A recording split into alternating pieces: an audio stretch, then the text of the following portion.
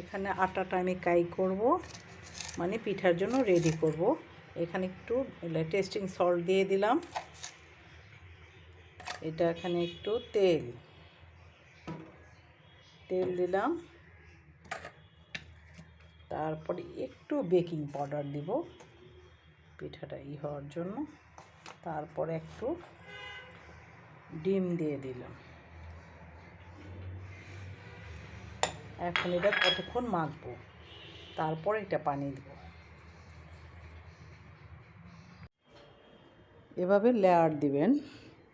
এই যে রুটিটা তো সবাই বেলতে পারেন, এটা দেখানোর কোনো দরকার নেই। এটা এই যে এভাবে আমি তেল দিয়ে আটা, ময়দা বা আটা যে কোনো একটা দিয়ে আপনি এভাবে করবেন। তারপরে এইভাবে লেয়ার দিবেন। এখানে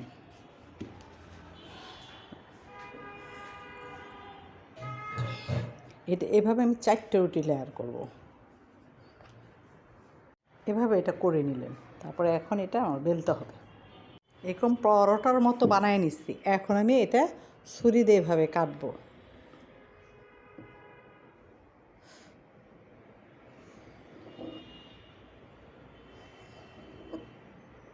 ছুরি দিয়ে এভাবে, হ্যাঁ এভাবে কাটবো। একটু ছোট ছোট করে বানাবো, কারণ বেশি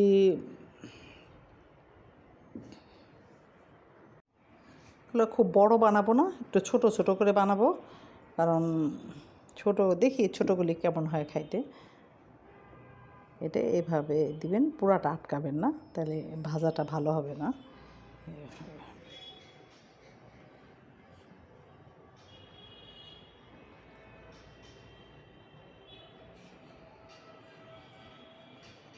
পুরাটা আটকাবেন না, এইভাবে।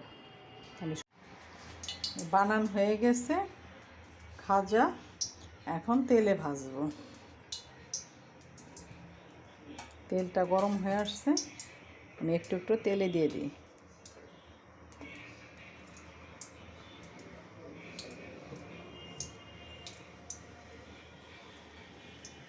আর এটা হলো খাস্তাও বলে, খাজাও বলে, যে যেটা খাজা। এই দেখেন কেমন মোচমোচা হয়েছে, দেখছেন কেমন একদম। এখন এতে চিনি শিরা তো দিতে পারেন, এমনিও খাইতে পারেন। এখন এগুলো দিয়ে দেব। এটা চিনিটা হয়ে গেছে। অল্প চিনি দেব, অল্প চিনিতে পাক দিচ্ছি, বেশি মিষ্টি জানি না হয়। বেশি মিষ্টি হলে ভালো লাগবে না খাইতে।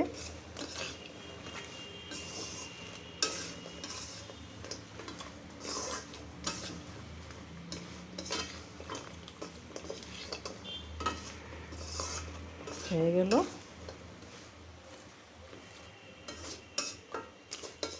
এখন নামায় ফেলবো, ঠান্ডা হলে বক্স করে রেখে দেব।